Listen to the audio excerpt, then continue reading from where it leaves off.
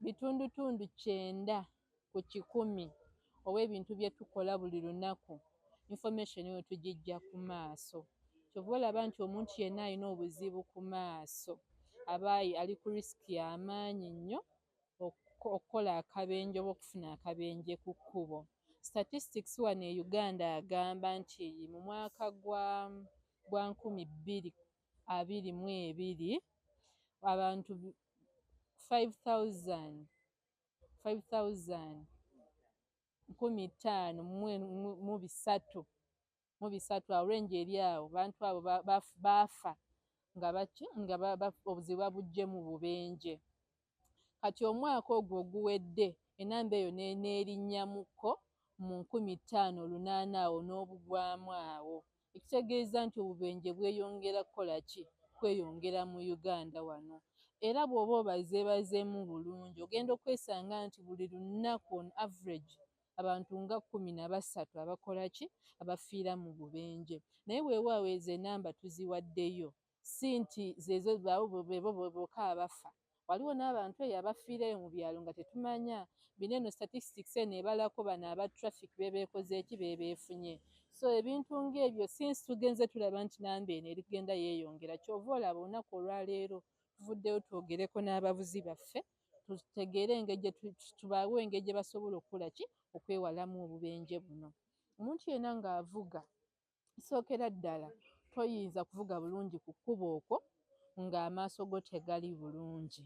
Kyova olaba tuvuddeyo tukubirize buli muvuzi wa kidduka yenna ku kkubo akebeze amaaso ge.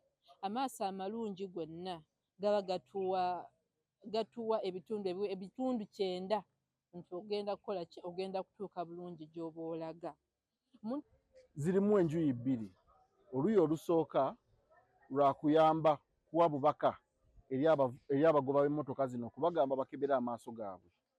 So tubagamba nti mukebere amaaso gammwe era obubenje gye buliwo amaaso go gaba nga tegalina obuzibu era nawe ojja kufuna obuzibu.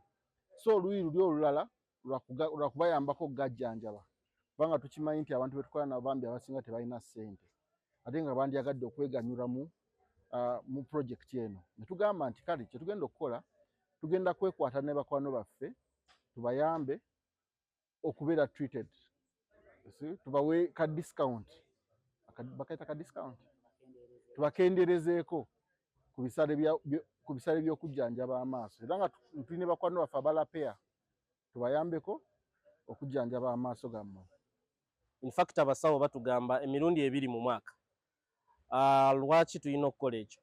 Buli muntu yenna amaaso gaffe gali exposed ate nga bwe bagamba nti amaaso yetaala y'obulamu. So eri muntu yenna gw'ogenda n'okukebeza amaaso n'omanya bw'oba olaba bulungi kikuyambako okwewala ebizibu by'enjawulo. Ebizibu bino nga accident ku kkubo kubanga ng'abantu abavuga mmotoka abavuga piki essaawa yonna obeera ku kkubo. Oyinza obuzibu obwo obutakutuukako ggwe ng'omuntu lw'amaaso go kubeera nga tegalaba bulungi, naye n'abantu bonna abakwetoolodde oba ovuga nga other road users bakuli kumpi nabo osobola okuteeka obulamu bwabwe ku nninga.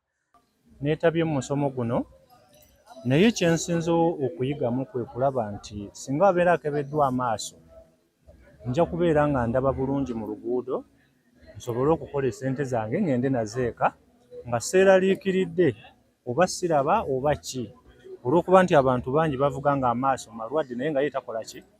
Tamanyi, alowooza akooye. Olumu tugwa ku bubenje lwa butamanya ng'olowooza maybe amaaso go gatunula bulungi naye nga tegatunula.